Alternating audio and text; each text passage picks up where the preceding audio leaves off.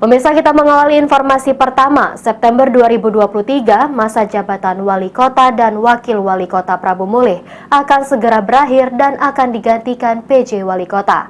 Terkait hal itu, DPRD Prabu Mulih tak lama lagi akan menyurati Kemendagri dan mengusulkan nama penjabat Wali Kota. Berbahagia dalam kesempatan yang berbahagia ini.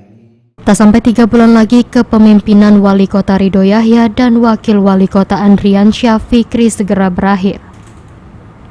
Sutarno, Ketua DPRD Kota Prabu Mulih, mengatakan pihaknya akan menyampaikan surat ke Kementerian Dalam Negeri yang isinya memberitahu bahwa jabatan kepala daerah di Kota Prabu Mulih akan segera berakhir di bulan September 2023. Selanjutnya, DPRD Kota Prabu Mulih menunggu surat balasan dari Kemendagri yang meminta agar DPRD menyampaikan usul maksimal 3 nama PJ Wali Kota. Sebagai pihak yang memiliki hak keterlibatan, DPRD Prabu Mulih hingga sekarang belum mengantongi nama-nama yang akan diusulkan. Akan tetapi, Ketua DPRD Sutarno menyebut beberapa kriteria yang menjadi syarat PJ Wali Kota berdasarkan aturan Kemendagri.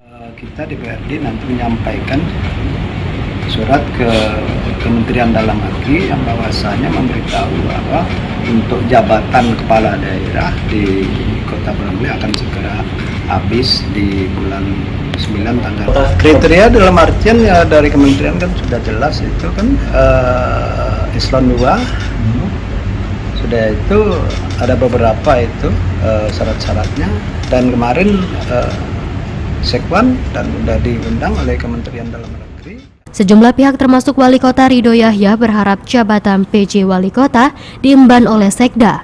Menurutnya dengan dijabat oleh Sekda, program dan rencana Pemda bisa diteruskan tanpa kepentingan politik. Beni Firdaus, PAL TV.